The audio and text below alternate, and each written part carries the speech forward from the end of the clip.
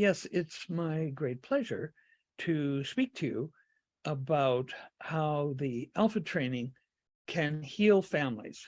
It's the topic of our November 19th Global Summit, Healing the Family. And so I think it would be wonderful to give you some stories, some examples of families who have benefited enormously from the family members all doing the training, if not at the same time, then in successive trainings. And also to talk about how the Biocybernaut Alpha training raises emotional intelligence, or EQ, not to be confused with IQ, which is basic smarts. EQ has to do with emotional intelligence. And this is extremely important. It accounts for, according to Travis and Janine Greaves, Dr. Travis and Greaves, in their book, Emotional Intelligence 2.0, they say that emotional intelligence accounts for almost 60% of a person's success in life. Actual number, I think, is 58%, the way they calculate it. Okay, so some examples. One of the first big families that I trained started out with Roger. Roger had sold his company. He was an engineer and got $9 million, and then decided he was going to get interested in consciousness. He heard about me in my training center then in Mountain View, California, in the Shockley building, where Dr. William Shockley invented the silicon transistor, which enabled the emergence of the information processing age, microprocessors and the like. And so Roger made an appointment, came over and talked to me. And being an engineer, he wanted to know, what's the value proposition of this training? So, I brought forth, all the examples I had at the time, the 50% increase in creativity from the Alpha 1 training, which we demonstrated with a group of Stanford Research Institute scientists, plus a control group that had no increase in creativity. The ones who did the training had a 50% increase in creativity. We also had documented an 11.7 point increase in IQ with people who ranged from 10 years old to 64 years of age. And so there was lots to talk about. Roger made notes, he absorbed it, and he left. And then a few days later, he wanted to come back and talk some more. His main emphasis, what's the value proposition of this training? So I went over more research. Well, Roger came back like 3 or 4 times, always wanting to know what the value proposition was. And I don't think he was actually any closer to signing up. So then he decided that he would bring along his wife and one of his 3 adult, one of his 4 adult children, 2 boys and 2 girls. And the wife walks in and she looks around, taking in the vibe.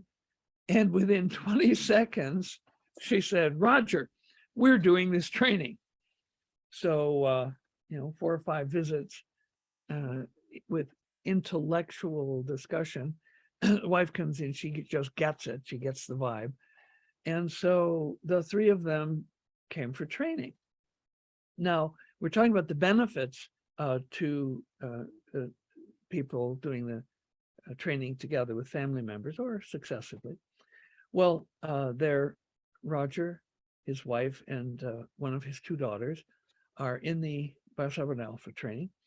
And we're going over the mood scales, which is a program I wrote that people take while they're in the chamber. Their brainwaves are being recorded. And the mood scale program not only scores the moods, scoring 21 different moods, and it's great to track that across days and across the 7 days of the training.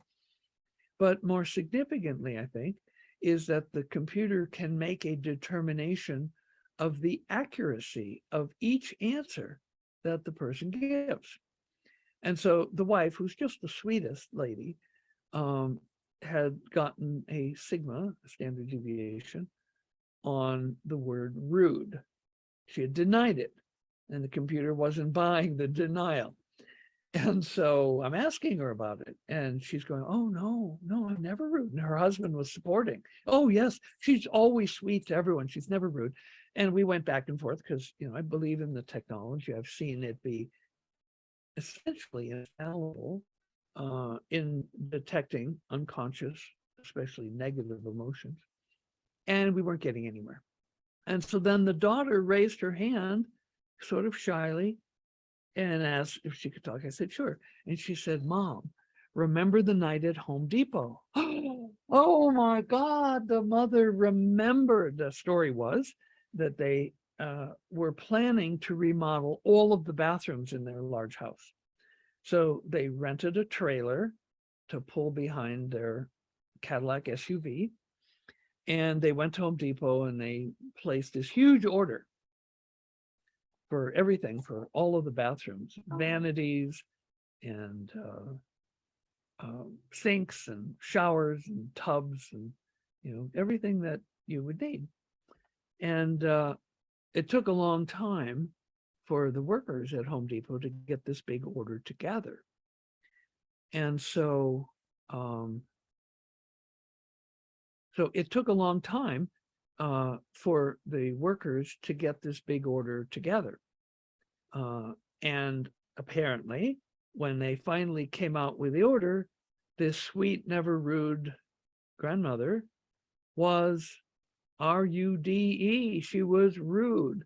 Now, she had completely forgotten it because it was completely out of character for her. And her husband had completely forgotten it, but the daughter was there and she remembered. And so then the mother goes, "Oh my God, oh yes, I was rude. Oh, I'm so sorry." So she had to then, or she had the opportunity then to forgive herself for being rude. And so this wouldn't happen if she was there by herself or even just with her husband, but having her daughter in the training with her allowed her to make progress on an issue that had been hidden by her ego, had been hidden from her conscious awareness.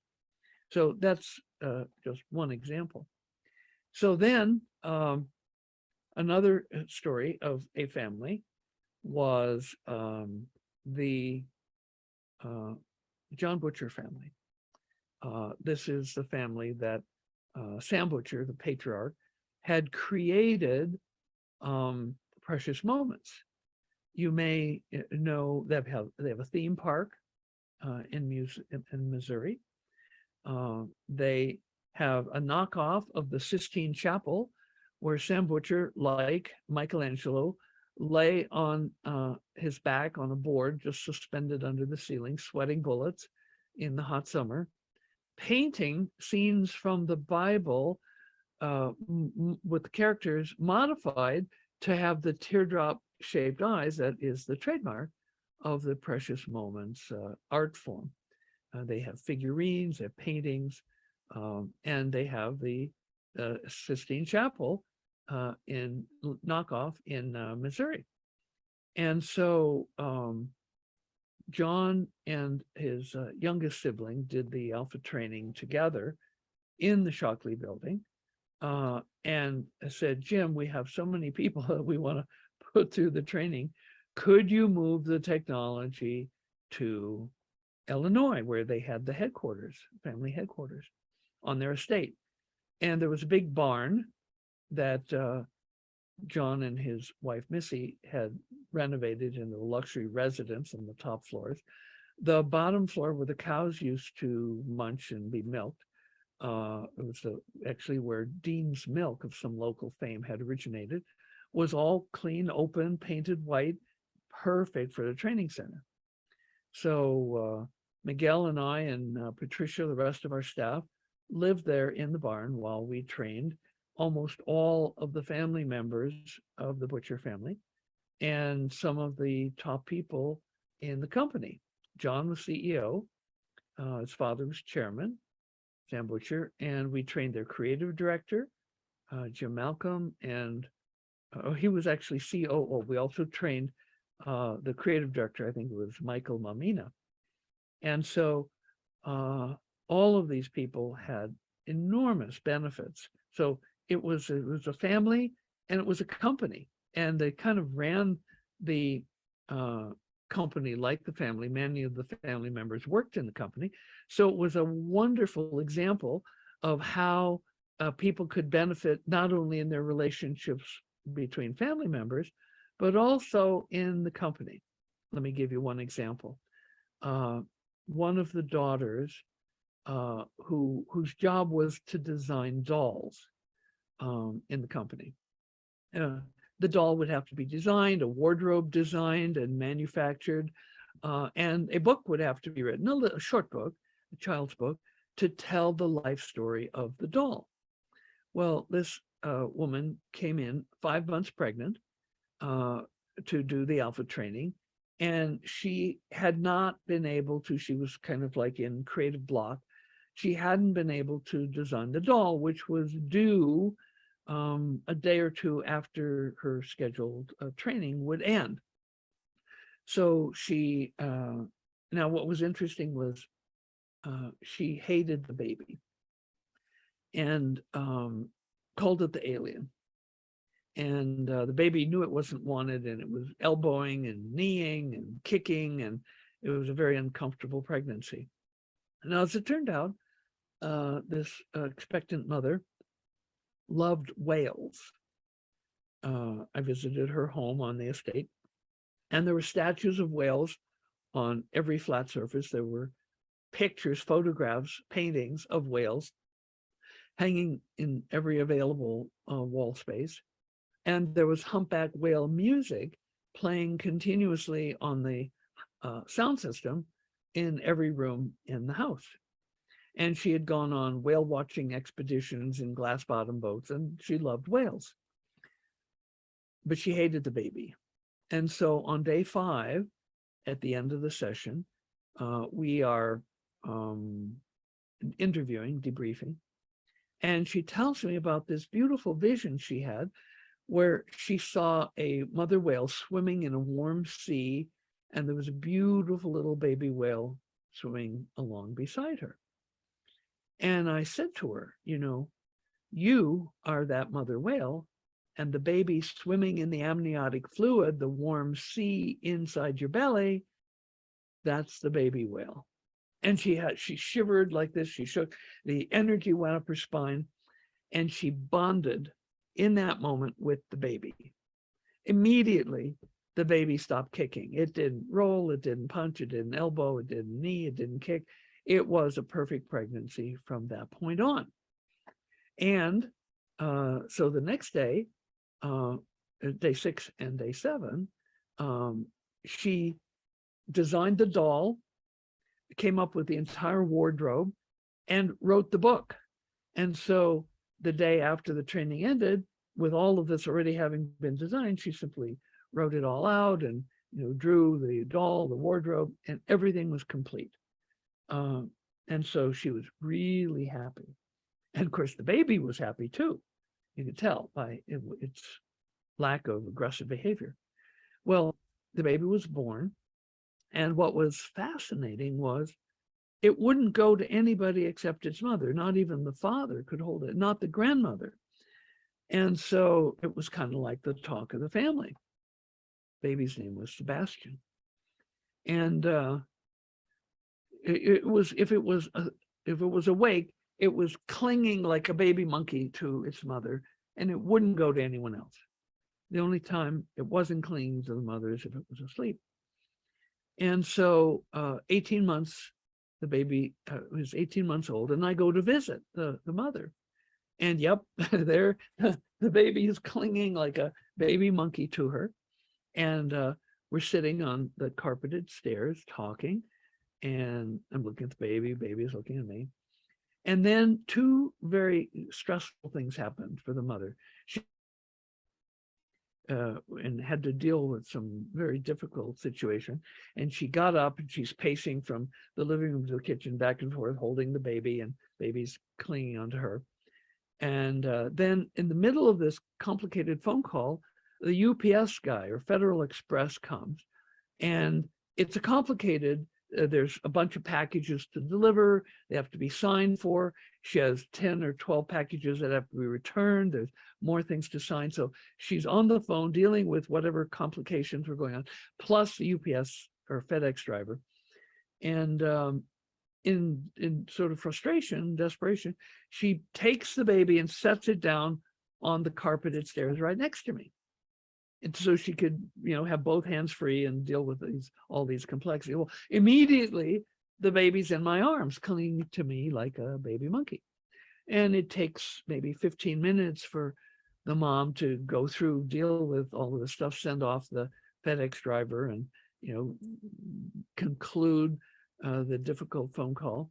And then she looks at me, and there's the baby clinging to me, and she goes, oh my God, he's never gone to anybody else before. And the baby looks at me and looks at her, and then it goes back to her.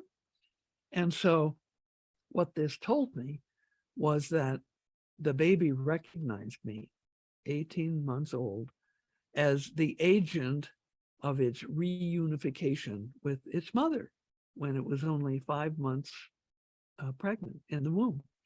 And so, because I was the one who said, you're the mother, you're the mother whale, and the baby whale swimming in the warm sea beside you is the fetus, the baby inside you. And she, visibly shook and then bonded with the baby. And so I would submit that the baby recognized me as the one that united his mother with him. And so it's a family story. It's also a business success story. All of these things happened. She bonded with the baby. She did the doll design. She designed the wardrobe, and she wrote the book, all in her Alpha training, her Alpha 1 training on the Butcher Estate in St. Charles, Illinois. And so there are many examples of stories about the benefit of families. And some of them are like pretty far out there. And so I moved my training center from Santa Clara, California in July of 2008 to Victoria, British Columbia, Canada. At the time, I believed in global warming. I know that's not true. We're going into a little ice age, like what happened in Europe, happened to the whole planet. 1645 to 1715 AD was called the Maunder Minimum. Sunspots disappeared. It got really cold. The famous Ming Dynasty in China collapsed at that time, because if it's too cold to grow food, you can't support the army, which supports the empire. So the Ming Dynasty, famous Ming Dynasty, think of Ming vases, one vase, maybe $100,000, because they were like the perfection of form, collapsed right at the start of the Maunder Minimum. And the Black Sea in Russia froze year round. They built hotels out on the Black Sea because it never thawed in the spring and summer. The River Thames in London froze in the winter. They had ice fairs out on the Thames, so it got very cold. And so anyway, I was foolishly at the time thinking we were going into global warming, and I wanted to move north. So I moved to Vancouver Island, and I was had a 4-story house on 10 acres that I renovated to be a training center. And so in December of 2008, I trained Alan Markin and his then fiance, now wife, plus 4 other people. And Alan loved the training so much that he subsequently sent other family members, and notably his son, one of his sons. And he also put up $6 million to send people from his company and to send Canadian Aboriginals, called the Aboriginal Scholarship Program. So initially, it was a little slow getting started because the Aboriginal people understandably didn't trust white people, especially white people in white coats. But so he sent Chief Victor Buffalo, who had been chief of the 4 Cree Indian tribes at Hobima, a giant reservation, they call them reserves, outside of Edmonton, Alberta, Canada. And Chief Buffalo was a very powerful advocate of the training. In fact, when I was opening or building the training center here in Sedona, Arizona, the building had been the Sedona Public Library. Melchizedek and I bought it, and through a company that we put together called the Library of Consciousness. And so there were carpenters hammering and sawing and lifting and hauling, sawdust filled the air. And Chief Victor Buffalo came and walked through the entire building, reading prayers, reciting prayers in Cree for the success of everybody who would come here for training. And so Alan Markin recruited Chief Victor Buffalo to do the training, and then he promoted it very successfully to the Aboriginal community all across Canada. And so I had the opportunity to train over 200 Canadian Aboriginals who had post-traumatic stress disorder, many of them more serious than returning war veterans because of the egregious racism and the alcohol, drug, and sexual abuse. For example, 80% of all male Canadian Aboriginals have been sexually abused, and in some of the tribes, it's 100%. So if that's what's happening to the boys, imagine what's happening to the girls. So there was a lot of trauma, and they came eagerly to Biocybernaut. We had waiting lists. Of course, Alan Markin was picking up the tab for their training fee and their airfare and their hotels and taxis and everything. So at one point I was asked to speak at the United Nations in Geneva to the Aboriginal Interest section about the work. And I had the privilege of training, in some cases, 10 people from one family.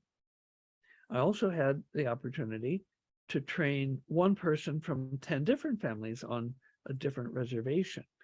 And so what I learned was there was more benefit to the community if there were 10 members from one family on a reservation who did the training than if there were 10 families, each of whom sent one family member to the training. And so it's actually kind of easy to understand at first blush, because if you have 10 members from one family who've done the training, if somebody slips and has a prideful thought or an ego moment, the family member who also did the training could say, oh, is that one of the hindrances? Are you having an ego attack? And the person go, oh, yeah, thank you. Thank you. Thank you for helping me catch that. And so that part of it is understandable, but the part that's magical and mystical is that these family members united in the Biocybernaut consciousness and stable because they were helping each other from falling out of that consciousness. They were able to influence other members of the community, also have those virtues. Now, this is a published scientific study. And what we're talking about is the higher consciousness is contagious, actually, because there's negative association with contagious, transmission usually of disease or bad things. Although we could say somebody gets on a bus and they start yawning, a lot of people on the bus will start yawning. Yawning is contagious.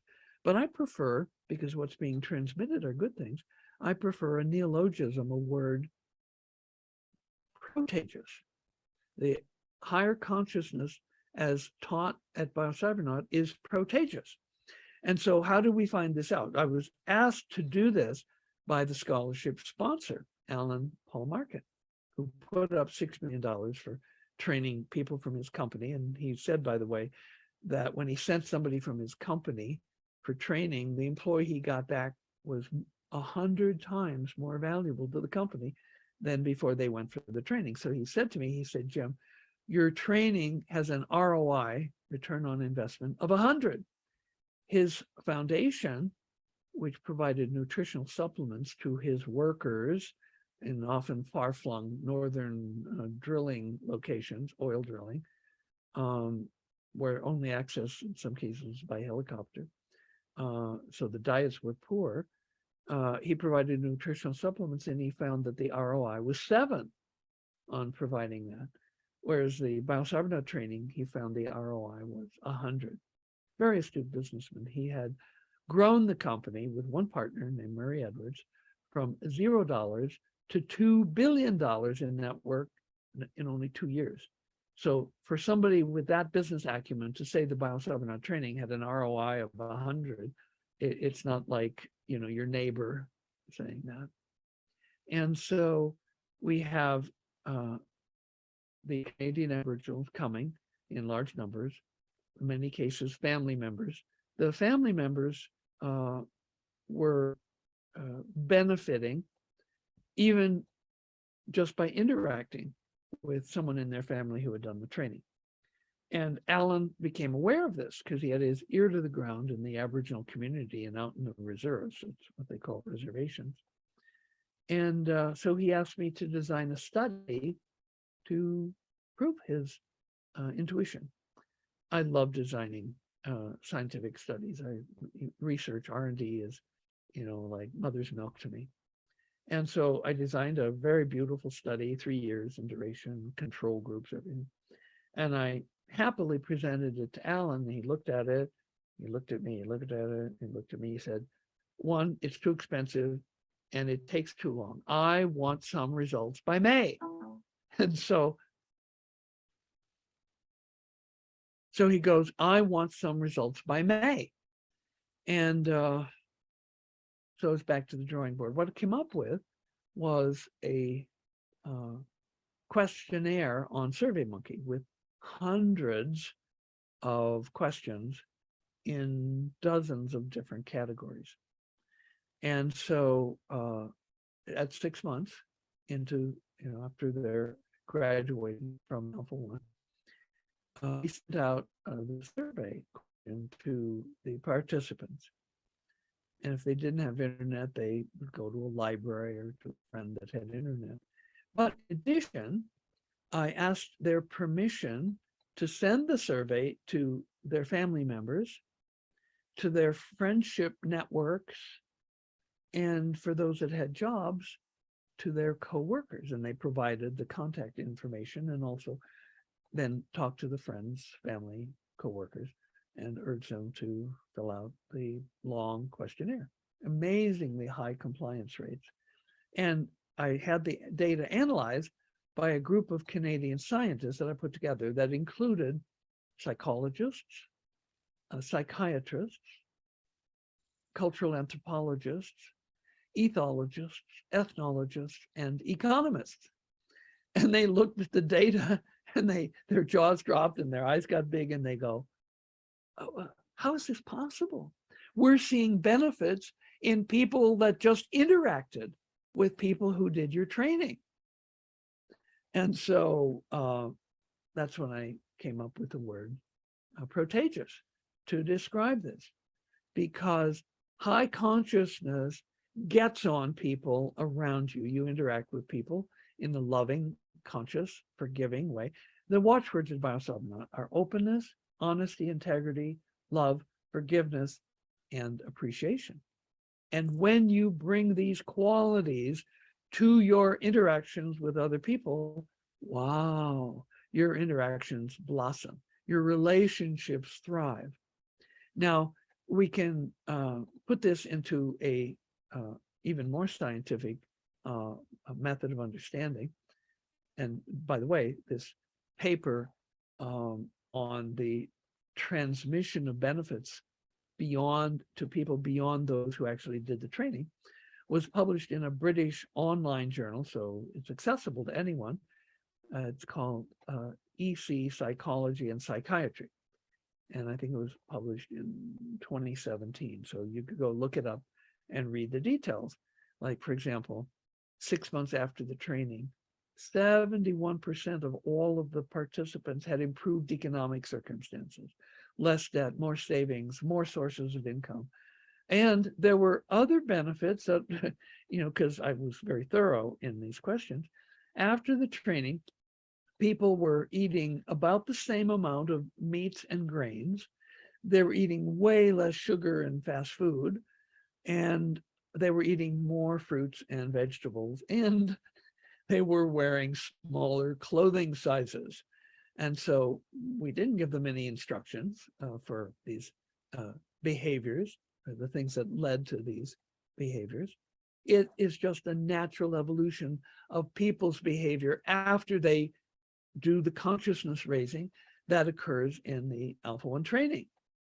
And we had the privilege of doing this for many members of many families. Now, the families that we worked with were complex, that many times a woman would have children by 5 or 6 or 10 different men.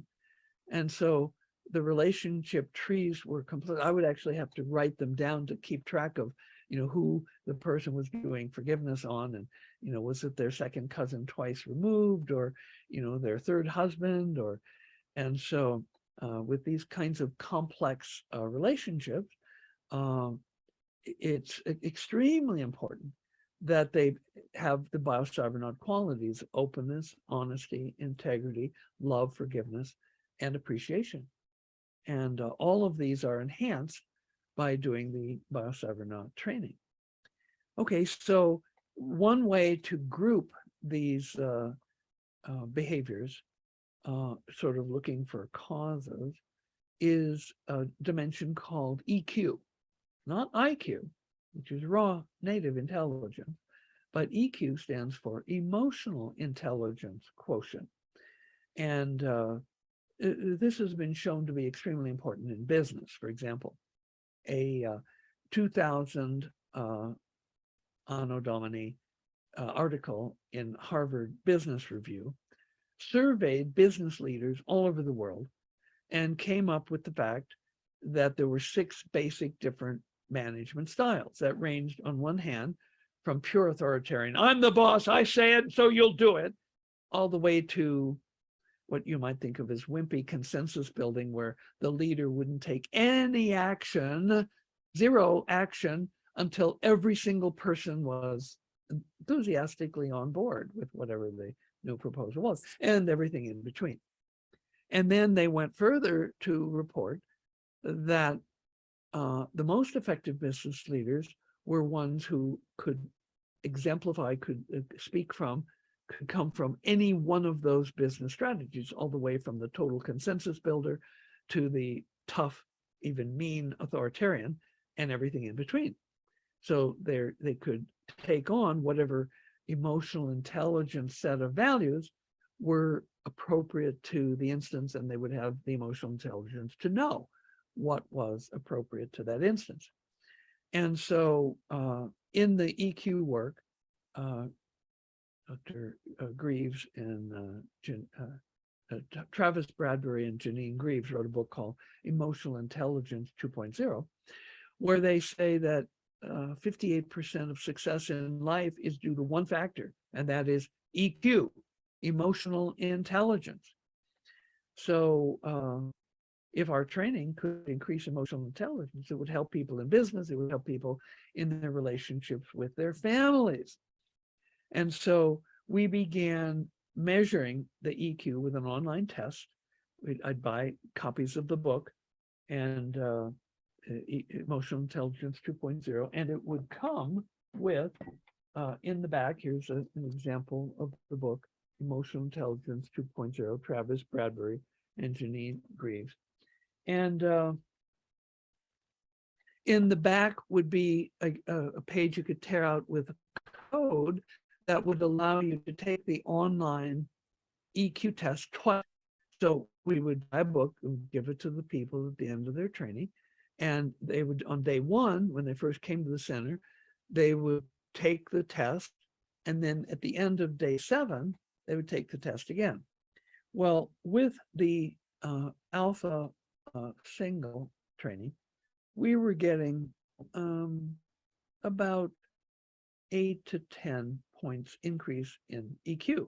Now, the EQ researchers were saying that if people work diligently for a year or for 18 months, maybe they could see a 5-point increase in their EQ.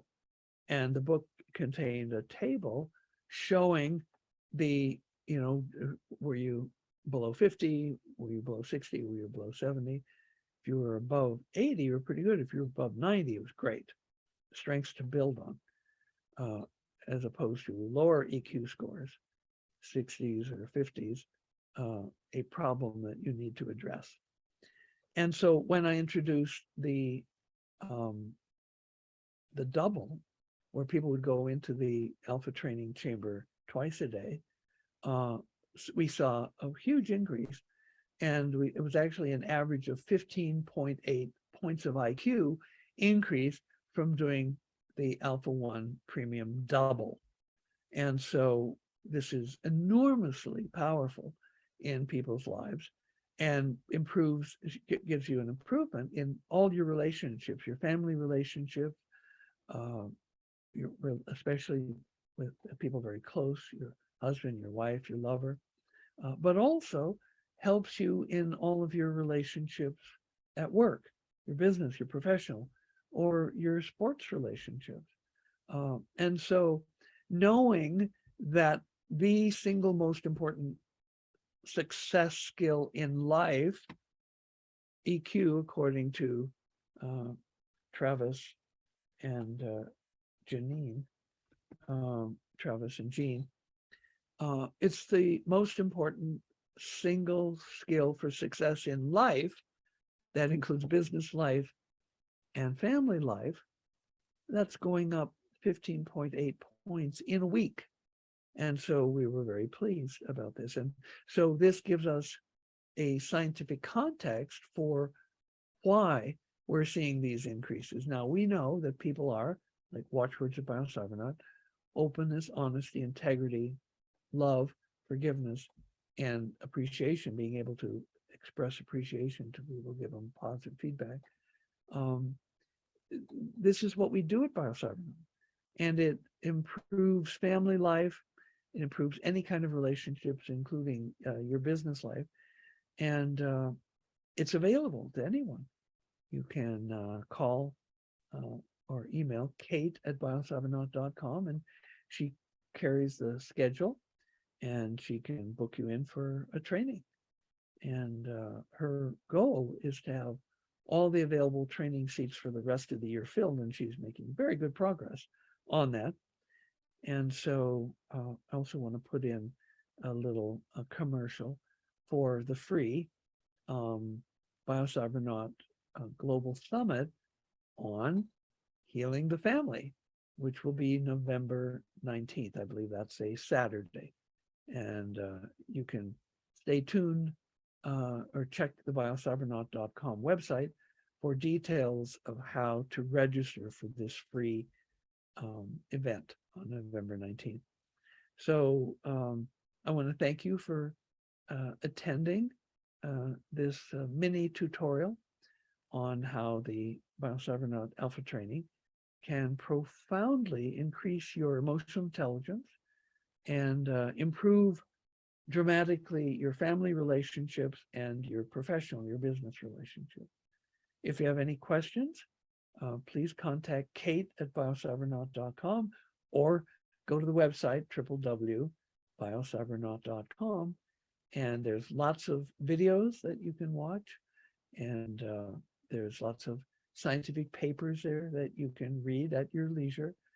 And so y'all come. We're waiting to serve you and to help you have all the benefits that come from becoming a Biocybernaut, doing Biocybernaut brainwave trainings. Thank you.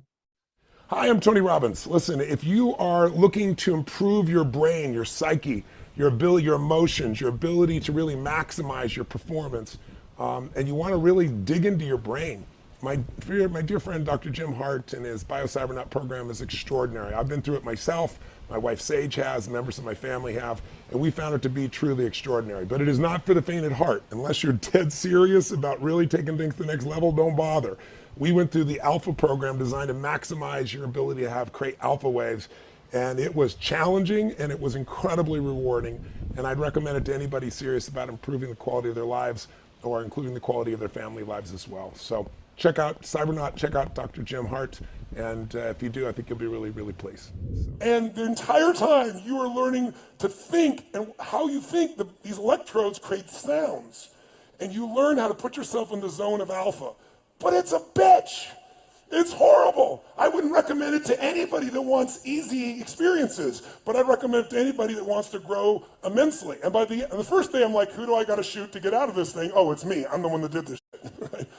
But by the end of the week, all three of us were able to go into this state of alpha. And if you're familiar with alpha, the best way I can describe alpha is there's no problem that can't be solved in alpha. Because every problem that we have was created by us. Thank you for being here and absorbing this information about the science of brainwaves and about the stories of people whose lives have been beneficially altered, improved by doing brainwave training at Biocybernaut. And now I'm reaching out to you to invite you to come and be a part of the Biocybernaut adventure. Biocybernauts are to inner space what astronauts are to outer space. So come and adventure with us. And if you'd like to leave a comment on the videos, you can do that, or there's a link you can click if you'd like to learn more. We welcome you to Biocybernaut.